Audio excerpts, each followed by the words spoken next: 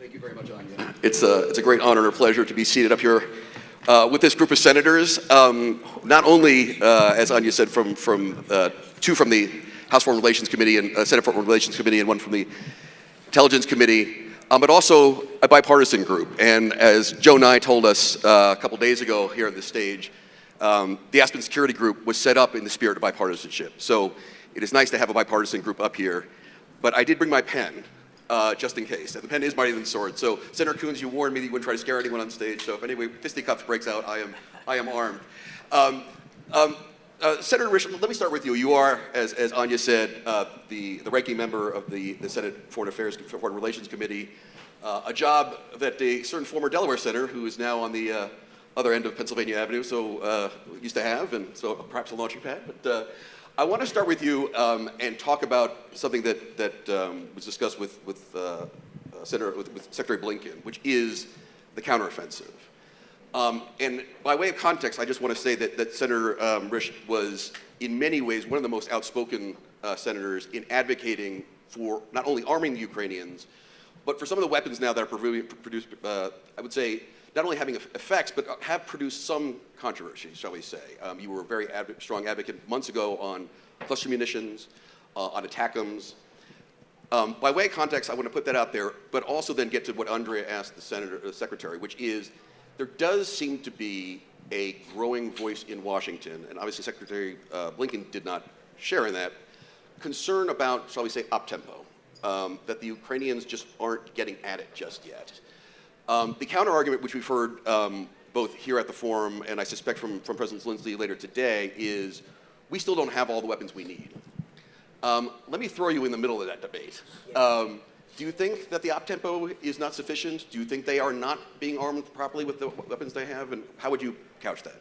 Well, first let me say, every time I see the gentleman on the other end of Pennsylvania Avenue, I always congratulate him for having been the second best chairman of the Foreign Relations Committee ever had, which he's very generous about, I might add. Look, first of all, I'm glad to be here. It's good to be here on a bipartisan basis. You'll be able to see the great animosity that we have in the United States Senate amongst the parties and how we don't get along and fight a lot.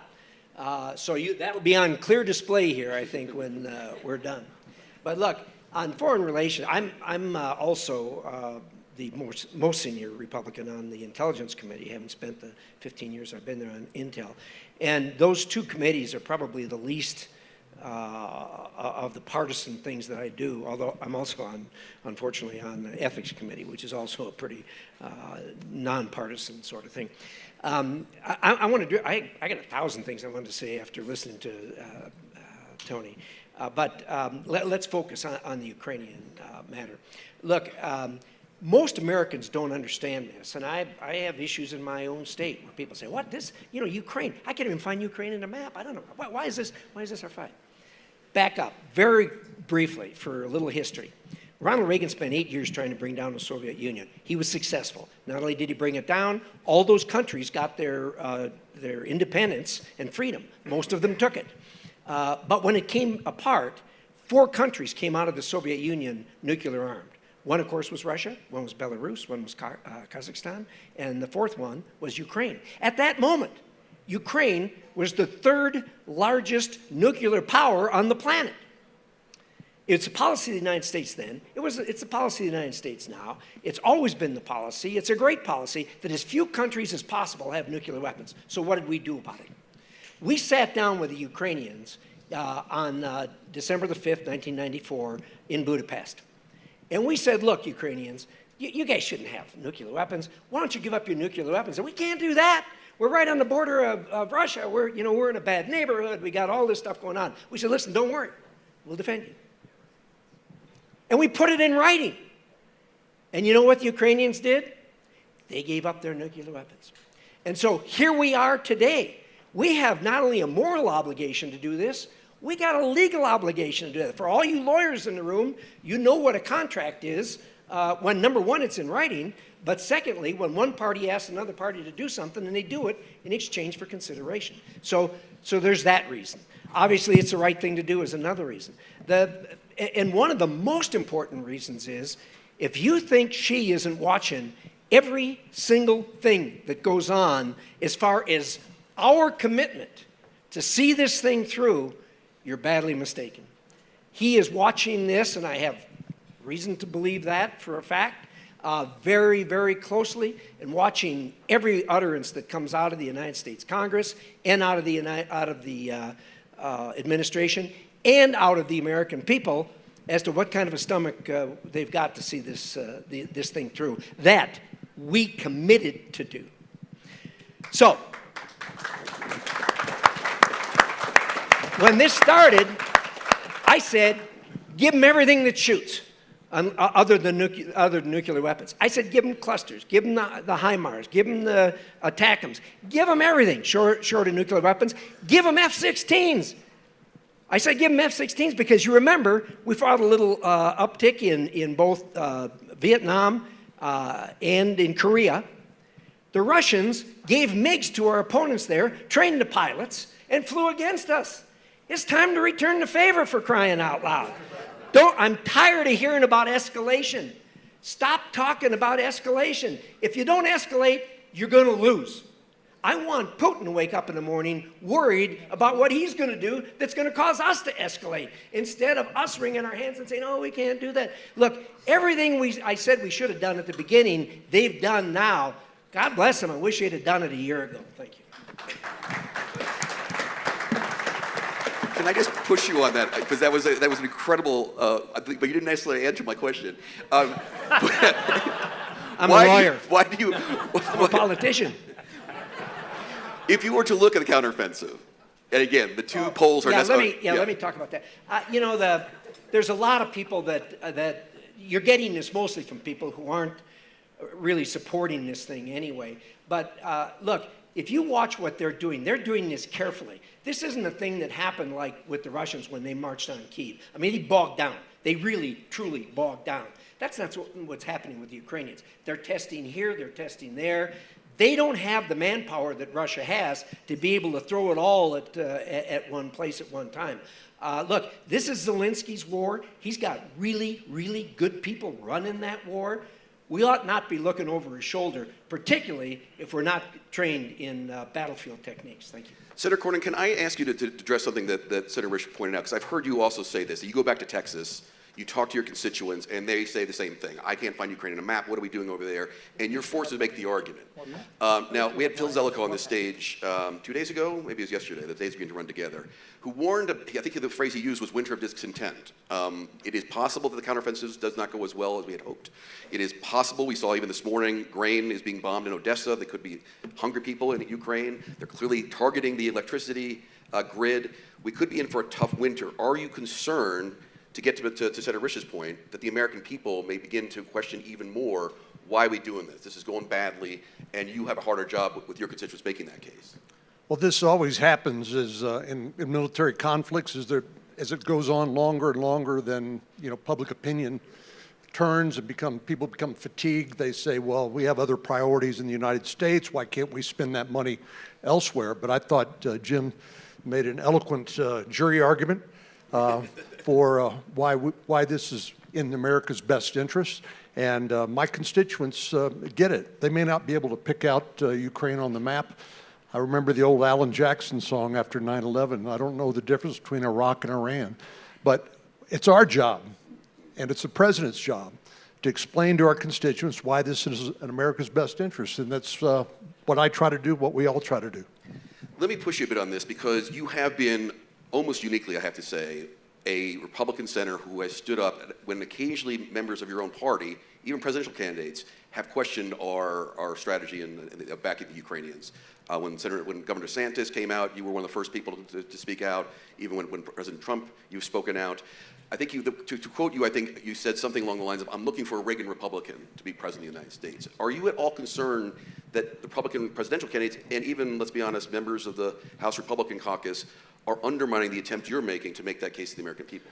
Well, I'm proud to be a part of the coalition of the rational.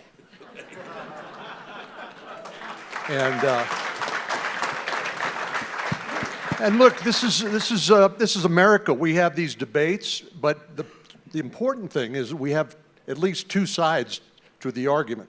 and we not abdicate our responsibility and leave a vacuum that's filled by people who are perhaps misguided, perhaps misinformed, or just have ideological convictions that I disagree with and think are not in America's best interest. So that's one of the great privileges of being in the United States Senate, but it's also a tremendous responsibility too, to push back where you think that these arguments are misguided. Senator Coons, same topic. I mean, you are in many ways an old friend of President Biden. You talk to him with some regularity. I know he is concerned. He has said how concerned he is about maintaining domestic political support for the war effort. Any concern that you or he have in your conversations about maintaining that through what could be a pretty brutal winter? Thanks, Peter, and thank you for the opportunity to be here with two great colleagues and their spouses. Part of what makes service in the Senate rewarding is the chance to work so closely with folks. We disagree sometimes. We have differences of opinion. Jim endures me on the Ethics Committee, but we also serve well together on foreign relations. We serve on Judiciary and are co-chairs of the Law Enforcement Caucus. We have a wide range of bills we've introduced together. We've traveled together. We need strong bipartisan voices. One of the facts I'm trying to get out to the American people and to my constituents after a recent bipartisan trip to meet with EU and NATO leaders is all the rest of NATO has delivered a little more than $72 billion in direct support to Ukraine, military and economic. We've delivered about $77 billion in support. This is a few weeks old now. But our European partners and allies are pulling their weight. 47 countries around the world are supporting Ukraine. This is not an effort that the United States is bearing alone.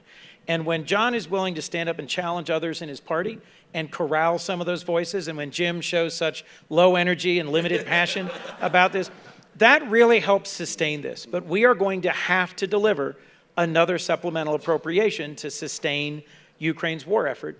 We need the Ukrainians to keep at it, to keep pushing. I support the latest delivery of weapons and frankly wish some of them had gotten there earlier, but think we're now in a very strong position. This is the strongest moment for NATO in 75 years in some ways, and I think in some ways the best chapter of President Biden's leadership and a real demonstration of bipartisanship in the Senate that Minority Leader McConnell and Majority Leader Schumer are right alongside each other in this. Yes, there are worrisome voices at the margin in both parties, and every foreign minister and head of state I've met with since the war began worries about the sustainability of American support. If Europe keeps pulling their weight, we'll keep pulling our weight. The other thing I am focused on is the global South and the ways in which lots of other countries in the world do not see the war in Ukraine the way we do, and we need to hear and respect their concerns and engage. We are losing some of our currency and our engagement and our reputation with critical developing countries that just don't see this the same way we do. In the bill that's just come out of the Appropriations Committee where I lead the relevant subcommittee, we're putting more money into pushing back on disinformation, into investing in sustainable development, and in making sure that we're good partners in the global South at the same time that we're really joining the fight in Ukraine. I want to get back to Ukraine. Yeah, go ahead. Before we leave Ukraine, let me say this. For those of you in this room, and I know there's a lot of influencers in here, when people come to you and say we shouldn't be in Ukraine, we should get out. Look, I respect a dissent. I really, really do. But the question I always ask is, okay, how do we do that?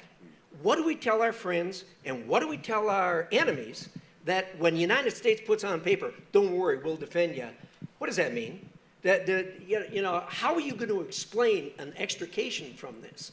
There is no answer to this. You may not like it, but by golly, let's all pull the wagon together when there's no other choice but to go forward. Can I follow up on that? Because you mentioned in your opening remarks that very point, and you said the extent to which Xi Jinping is watching results there. And you implied that you have some either briefed or had a hearing on that. Can you share with us anything that you have gleaned from what we think Xi Jinping is learning or schooling himself on this from the Ukraine war? No. I could. I gotta try. I could, but I can't do that. But look, let me tell everybody here, our intelligence agencies, we got 18 of them. They get a lot of heat. These people do a really, really, really good job. Whenever they're in the news, it's because something fell through the cracks. But we have countries that are hard targets. We have countries that are not so hard targets. These people gather information. We could not do our job without the kind of information that they give us. But thanks for the question. Yes, sir. Can I mention just one other thing that I think is really important? I think, you know, the lesson we learned time and time again is things do not happen without American leadership. I mean, if America wasn't accepting the responsibility to lead this coalition and to see NATO transformed, I mean, this has been a huge mistake by Putin. Unfortunately, he's going to just keep grinding until he thinks he gets what he wants. But this would not happen. You wouldn't see Finland and Sweden as part of NATO. You wouldn't see them doing more for their own defense and contributing to our joint defense in Europe. So I just think American leadership, once again, is indispensable. Can I push you on this, though? Because the famous quote which I keep referring to by the first Secretary General of NATO was, the purpose of NATO is to keep the Americans in, the Russians out, and the Germans down. As you said, the Americans are in. But let's remember, there was a president just 2 or 3 years ago who may be back in 2 or 3 years from now, who was not quite as enthusiastic about NATO and the transatlantic alliance. Are you worried that this point of American leadership, that it may not be sustainable, and our allies are beginning to question whether that is a permanent thing now?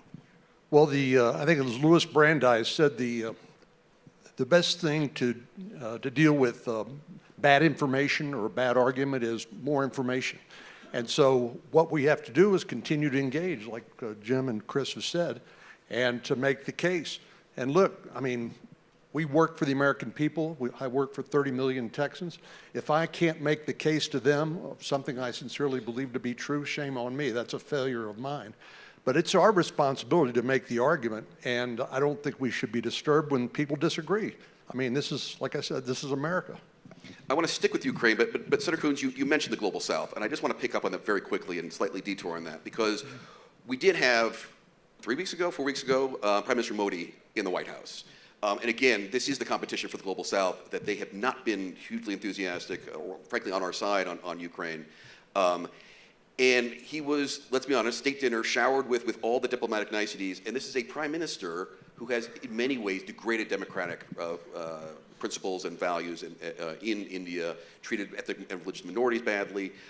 Are you at all concerned that in the effort to win the battle of the global south, that we were sometimes putting our principles aside to make sure that they're on our side on Ukraine and China?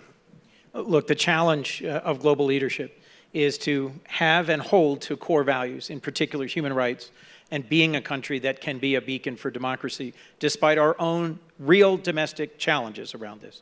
And yet to engage with Brazil, with South Africa, with Pakistan, with India, with countries in Southeast Asia. I could give you a list of 20. And recognize their warts and their challenges and their leaders' challenges, and privately criticize and challenge each other. But frankly, we're also in a period of some needed humility. The president of Kenya reached out to me not long after January 6th to say, for the next American election, we'd be happy to offer you election observers if that would help avoid election-related violence. And, you know, I simply had to say, thank you, I appreciate the offer. The number of conversations I had with leaders of other countries after January 6th, where they sort of looked at us and said, it's not so easy, is it? A little bit of humility in our conduct on the world stage is called for, but also a little bit of recommitment. Democracy is hard. Hearing each other, respecting each other, better educating our young people on civil society and on civics, and finding a path forward that reinvigorates our democracy is the best response to that, not simply pounding on other countries, and providing in development an open hand and a credible alternative. That same former now president of Kenya, we had a vigorous argument about why he was taking Chinese money to build a railway instead of letting American or other European bidders, and there really wasn't a comparable offer on the table. So if we don't show up and contest the narrative of Russia and China, if we don't show up and provide a real partner in combating climate change, in growing sustainable crops, in helping with energy, and helping with urbanization, we can't be surprised that we're not heard. Let me follow up on this just a little bit. This may be one of these theological arguments that's not even worth pursuing, but I'll do it anyway. This is both Secretary Blinken and President Biden himself on the campaign trail, Secretary Blinken writing in, I think, Foreign Affairs Magazine, President Biden talked about on the campaign trail, talked about putting human rights and democratic values back at the center of American foreign policy. And there's long been in the Democratic Party a debate on values versus interests. And I think it's fair to say that under the Obama administration, it swang towards interests. There was really not a huge amount of democratic values and democracy at the center. President Biden has promised to do that. And yet, the India example, Saudi, because of oil issues, we had to really engage with them. Where would you fall on that spectrum? Or am I making a false dichotomy here, that it's always a bit of values and a bit of interest, and that I'm oversimplifying? I'm the co-chair of the Human Rights Caucus with Senator Tom Tillis.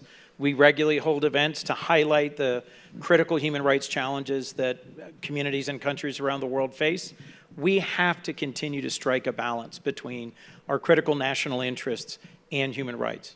I don't think that we can have a successful security policy and foreign policy that says human rights is the only thing we care about, and we're going to pursue that even at the harm of our own people and our own national security. We have to make complex and difficult arrangements around the world in order to protect the American people and in order to have a leading voice in the world. Fair enough. Senator Risch, I want to get back onto Ukraine, and it's one of the policies that you've been advocating recently, which is using seized Russian assets as a way to rebuild Ukraine. And let me be a little bit of a contrarian on this one, because there is a history in the last century of forcing a defeated nation to use reparations to pay for the victors' rebuilding, and that was Germany in 1919. That didn't turn out so well. Regardless of how this war is proceeding now, it will end at some point, and Vladimir Putin will leave, and at some point we're going to have to welcome Russia back in the family of nations. Does seizing their assets and forcing them to use those assets to rebuild, doesn't that set up a 1919 situation potentially? Yeah, that I would not put it anywhere close to the terms that you just laid out.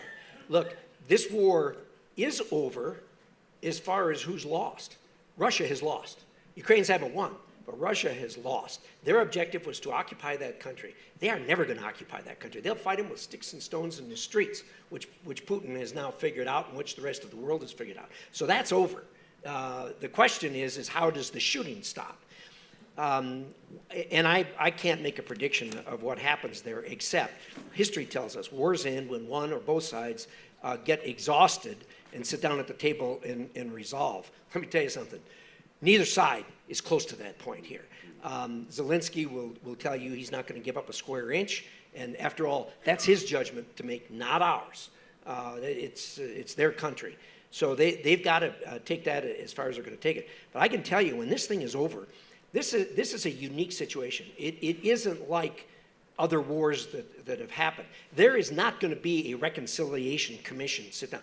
With what the Russians have done in that country, with the rape, with the kidnappings, with the torture, this is not going to go away. What we really need is an international court to do real justice for the people that pulled the trigger here. Now, it's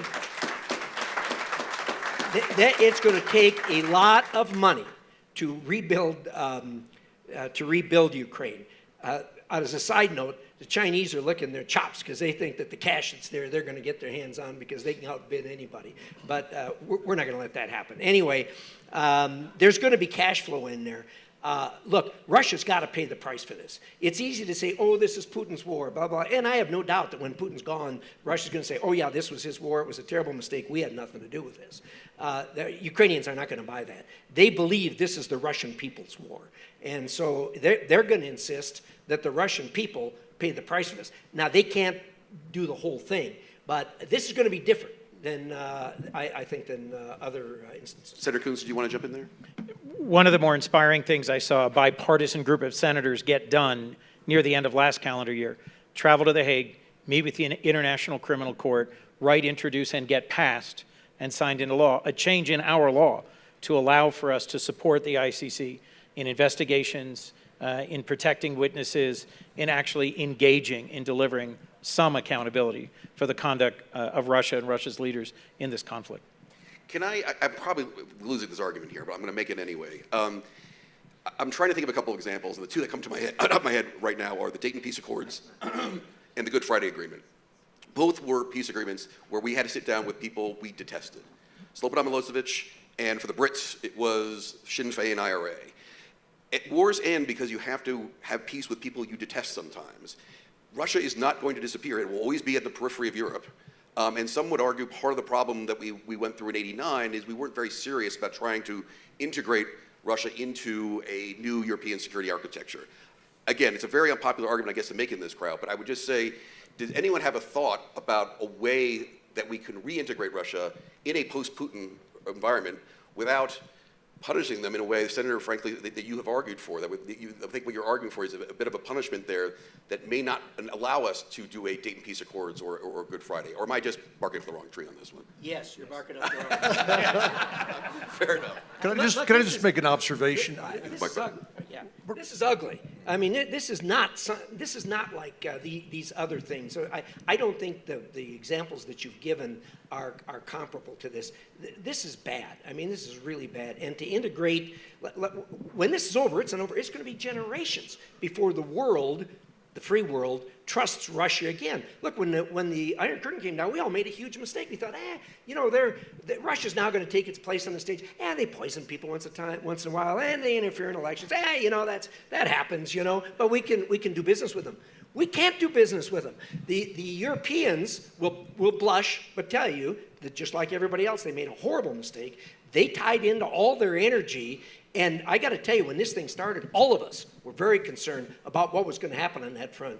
The Europeans and the world, together with the Europeans, have really extricated them from that, and that's never going back again. There's nobody going to make a contract with Russia again to do reliance on them. Senator Cornyn, let me last one because I want to get to China before we run out of time. Yeah, I want to talk about China and Russia, but I don't think we're ever going to welcome Russia into the family of nations. But it's interesting to me, just from a larger perspective, that we decided that we needed to contain Russia. George Kennan, the author of the containment theory, among others, that said we know we can't change the Russian Communist Party, so we need to contain them. Our approach to China was exactly the opposite. We naively assumed that if they became part of the World Trade Organization and they opened themselves up to U.S. investment in China, if we educated their generations of Chinese students here, that somehow they would become like us. To me, the contrast is just striking, and I just think we need to throw off some of our naivete when it comes to dealing with countries like Russia and China, both. Fair enough. It's a very good transition. Yes, please. Senator Coons, let me start with you on China, because I think you recently traveled to Taipei. One of the things I've read about you talking about is your concern about Taiwan's own ability to defend itself. Senator Risch was talking about Xi Jinping sort of learning some of the elements from watching Ukraine. One of the things that some of the intelligence people I've talked to said, the one thing they learned is don't do this piecemeal, go in big. How confident are you that as we sit here today, if Xi Jinping is planning for a war in 2027, that Taiwan has the defenses that it needs? And are there things that Congress can do both in supplies and in training or advocating for training for the Taiwan militaries that we need to be doing right now? I'm not confident right now that in a 27 to 30 timeframe, if there is a willingness on the part of Xi Jinping and the PLA to go absolutely all in and put every resource they have, bear any cost, and that this is sort of an existential choice for them, that we'd be able to successfully partner with the Taiwanese and our regional allies and defend them. But, which I suspect surprises no one, but there are lessons that we can and have learned from Ukraine and Ukrainian defense that I believe the Taiwanese are learning. And there are significant investments being made in this year in our appropriations bills to strengthen the whole region and to begin to really align around pushing back on China's actions in the South China Sea, pushing back on China's economic coercion on small and large countries, whether Lithuania or Australia, and in making sure that we maintain a critical technological edge. Everything about Chinese doctrine, history, approach says they would far rather win that war without firing a single shot. And they have a number of good means by which they could accomplish that. We need to pay even more attention than we have been. Artificial intelligence, quantum computing, some of the ways in which space and subsea security are going to be critical to what China is able to do in the coming decades. I'm sitting with two gentlemen who played a central role in getting the bipartisan CHIPS and Science Act passed, which significantly invests in our security and in our rebuilding of a robust semiconductor chip industry in the United States. I do think that we need to be less breathless and more focused on what does it actually mean to prepare Taiwan to defend itself and to be willing to build a different security architecture and alignment for the Indo-Pacific. You mentioned something that's very interesting, so I want to jump on where you said it's not just the Taiwanese that we're working with. And I was just in Asia myself. You have, in the treaty allies alone, Japan, for the first time, looking to double its military budget. South Koreans, we just saw, at their request, we've sent a nuclear-armed submarine to South Korea because there's a renewed push in South Korea to nuclearize. Even the Philippines, which kicked us out of Subic Bay and Clark Air Force Base, inviting us back in. In my sort of tours of Asia, the one thing that struck me was the reason they're doing this actually is about Ukraine. That the rules that we thought were in place are no longer in place. The question I have for you then is, we have our allies rearming. You can add the Australians with AUKUS as well, which is something in our interest. However, what we clearly are rearming massively without a replacement for the rules-based order we had beforehand. That strikes me as very, very dangerous. Take me to how you analyze that situation. Well, look, this is centrally about deterrence, right? None of us want to barrel towards an unnecessary military conflict with China. I'm reading Kevin Rudd's book, Avoidable War, at the moment. But to be ill-prepared for it, as we were upon our entry into the First World War and the Second World War, the United States was wildly unprepared. And those wars went longer than they needed to and were more deadly than they needed to because the United States was not well equipped or well prepared. And that partly came out of a period of intense isolationism in the United States. There are strong currents of isolationism in both parties. And in talking to leaders both in Japan and Germany about their choice to significantly increase their defense spending, part of it is to match our investment, but part of it's also because they are uncertain about our future direction. We need to be more reliable. We need to elect a next president of either party who is clearly committed to internationalism and to our alliances. I have a favorite. He happens to be our current president. But I couldn't agree more with Senator Cornyn that a Reagan Republican who also sees our role in the world as essential to our security would help reduce some of those tensions and concerns. So a lot of us noticed a remarkable commitment to increase defense spending by the Japanese. That is a big change in the region. I saw it both as an encouraging sign of burden sharing, but also a worrying sign that they are not yet confident that we're committed to a path together. Yeah, and now talk openly about long-range strike into China, which even pre-Ukraine, they would have to talk in coded ways, which they don't do anymore. Senator Cornyn, can I ask you, the CHIPS Act was mentioned. I want to talk to you a bit about China, the view of China from the business community. I mean, you are a pro-business Republican. I've been slightly shocked on this stage by the views expressed by some of the business community. We had the CEO of Intel on this stage. We had a director of the Business Roundtable. Both of which, I'm going to put words in their mouth slightly, but both have expressed, I think, concern that the bipartisan consensus in Washington, which is very hawkish, is going to do what Senator Coons warned, was drag us into war at a time when both in New York and I think in Silicon Valley, they still want to do business there. I mean, the CEO of Intel basically said, I still want to ship chips there. It's 25% of U.S. exports, and I don't want to have a chip ban. Is there a tension building between Washington and New York, Washington and Silicon Valley, Washington and the business community over our approach to China? Well, the CEO of an American corporation has a fiduciary duty to their shareholders, but it's not about national security. That's our job. And our job is to convince these leaders of American industry, which are very important, that they need to work with us to take that into account. But 2 years ago, I guess it was, we had a hearing in the Senate Intelligence Committee, an open committee hearing, where one of the witnesses documented that the current market value of American-based investment in the PRC is roughly worth $2.3 trillion. Deng Xiaoping and his other leaders of China have been marvelously strategic and effective. Hide your motives, bide your time. They have induced us to invest huge amounts of money in that country by which they've not only built their economy, but where they've rebuilt their military causing this potentially existential threat to Taiwan and a conflict that nobody knows or nobody wants. So I think, Senator Casey and I have a bill that hopefully will get voted on Tuesday that creates transparency in terms, not of prohibition, but transparency in terms of U.S. investments in China. I don't care how many, Burger Kings or Starbucks people want to build there, but strategic Burger Kings and strategic Starbucks. But I do care a lot about our competition on quantum computing and things like AI. And we know there's no firewall between the private sector and the government there. Everything that the private sector has access to, including the state-owned enterprises, supposedly, basically are an arm of the Chinese Communist Party. And we just need to be clear-eyed about that. Let me take a quick run at that. First of all, the bad news is we're only going to scratch the surface on China in the little bit of time we have here.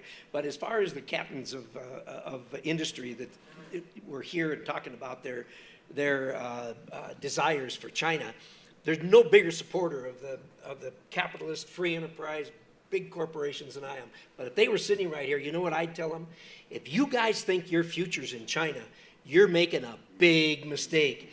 You are going to be so disappointed. You're going to have tears running down your cheeks, and you're going to have the stockholders saying, how the hell did this happen?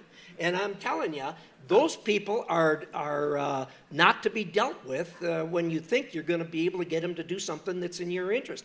The Chinese Communist Party is as tough an entity as there is on the face of this planet. They will do whatever is in their best interest. They have lured us, starting with chips, starting with our semiconductor industry, and pulled them in there. That was a huge mistake on our part. I was one of the supporters of the CHIPS thing. For a conservative, hard-nosed, free enterprise Republican to put $52 billion in the private sector was a very difficult situation for me. But it was a matter of national security, a real matter of national security. I probably should have learned my lesson by now not to ask a follow-up question of Senator Risch, but I'm going to do it anyway.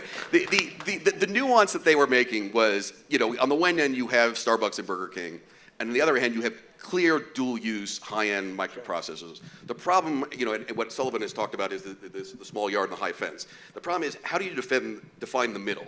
Because the creep in dual use could be half of the Chinese economy. Are you not worried about that? It doesn't matter. The corporations are there, as the senator pointed out, on a fiduciary basis for one purpose and one purpose only, and that is to make money for their stockholders. God bless them. That's what's made this country strong. It's the free enterprise system. It's the profit motive. Go get them. We're interested in national security. The American people should be interested in national security. I don't care whether you're selling burgers or whether you're making microchips. You're going to have the same problem with the Chinese Communist Party. They want it all. Can I just point out that we're anticipating an executive order out of the administration on export controls, and Senator Casey and I have been trying to work with the stakeholders to come up with some sort of consensus approach, and we've agreed upon a transparency provision, which merely requires just that. So the policymakers have some insight into exactly what's happening and where the money is going and how it's being used in China. We're not interested at this point in prohibitions or restricting foreign investment in China per se. We just want to know what's going on. Okay, transparency. We only have about 4 minutes left. I want to tackle one last topic, and it's probably not enough time, but particularly your committee, Senator Risch, is the one that reports out confirmation for four-star generals and diplomats overseas. And everyone knows there is one senator from Alabama who is blocking those. Senator Cornyn, let me start with you because you're right at my left here. Is there anything that national security Republicans can do to try to get over this hurdle that Senator Tuberville has put us in? Well, Senator Schumer could file for cloture on the new Commandant of the Marine Corps, get 60 votes and get them confirmed next week. But he's chosen to, many of us have talked to Senator Tuberville and tried to figure a way to accommodate his concerns, which I think are legitimate. Look, the Hyde Amendment's been the law of the land since the mid-'70s. But for the Department of Defense to say we're going to use taxpayer funds to provide transportation and other reimbursement to service members for abortion, at taxpayer expense is, I think, beyond their authority. So he does have a point, but the instrument he's using is rather blunt. Yeah. And so I think taxes. Senator Schumer, what I have recommended to him is, let's get this rolling, and after a while, I think it's would be resolved. Can I just ask, though, I mean, this does... To which, Peter, if I might, a counterpoint would be, with all due respect, there are hundreds of four-star generals and admirals. One at a time. One at a time, which would take up all the time we have left. So we may need to do one or two really high level and then hope that the caucus will push for a clear resolution. My expectation would be that once we break the dam, that things would be able to flow, and hopefully then Congress could speak to this this exercise of authority that the Department of Defense doesn't have. And if the Department and the Biden administration win, and it's the will of the Congress and the American people that these expenses be reimbursed, then we have to live with that because that's our system. Can I just ask, I mean, this is maybe a slightly boring Senate procedure question, but what you're advocating basically is pushing Senator Schumer to do a one-by-one is in some ways an abrogation of senatorial privilege. I mean, it is the right of a senator to hold up nomination for various reasons. Is that not a going against precedent, going against tradition? No. Every senator, I mean, it's basically the only power a senator has to put a hold on legislation or nominations. But it can always be overcome by the majority leader filing for cloture on a nomination, getting 60 votes. I get Chris's point. We're not going to do this for 200 nominations. But I think if we got the ball rolling, the dam would soon break.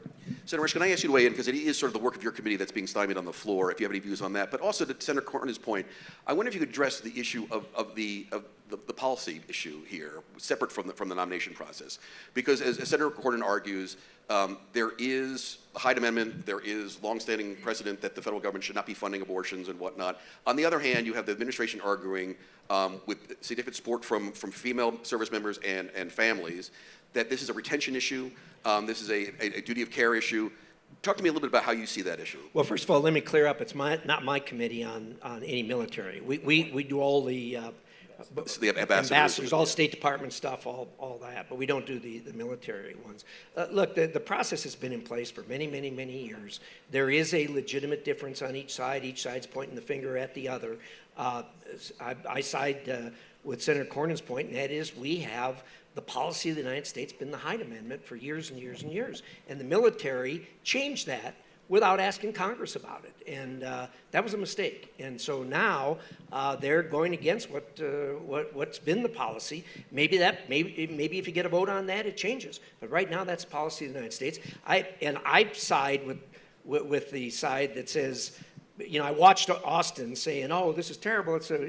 It's something that's affecting national security." He can change it. He can change it in a minute, and say we're not going to do this until we get Congress to say what we should do on this. Very simple. Senator Coons, given we've had two Republican views on this, I'll give you the last word. We only have about 15 seconds. I mean, what has been remarkable about this panel is the amount of agreement we've had on Russia policy, on China policy.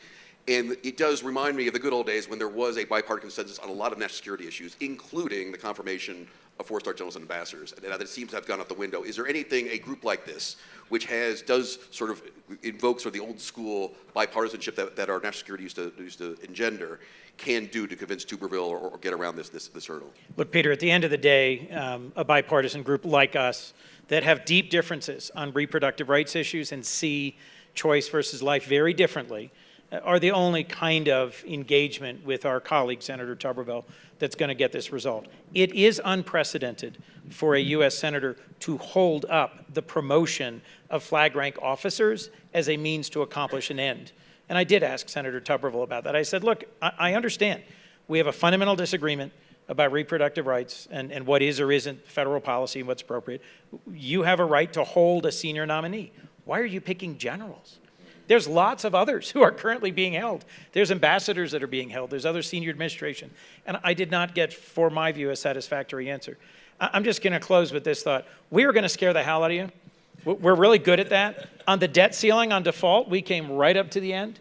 We're going to have a government shutdown because we're going to fight between the House and Senate about appropriations. Maybe. I sure hope not. We keep coming right up close. But in the end, it is exactly these kind of gentlemen with whom I am able to work and where we are able to continue to deliver sustained, strong, forward-leaning initiatives around strengthening our country, our defense, our military, our manufacturing, and our system. And it's really only because of the personal relationships that are at the core of the Senate that we're still able to work. So thank you for the chance to be with you today, Perfect and note thank to you end to on. these two great Please men. help me thank the senators for a great panel. Yeah, to close being nice.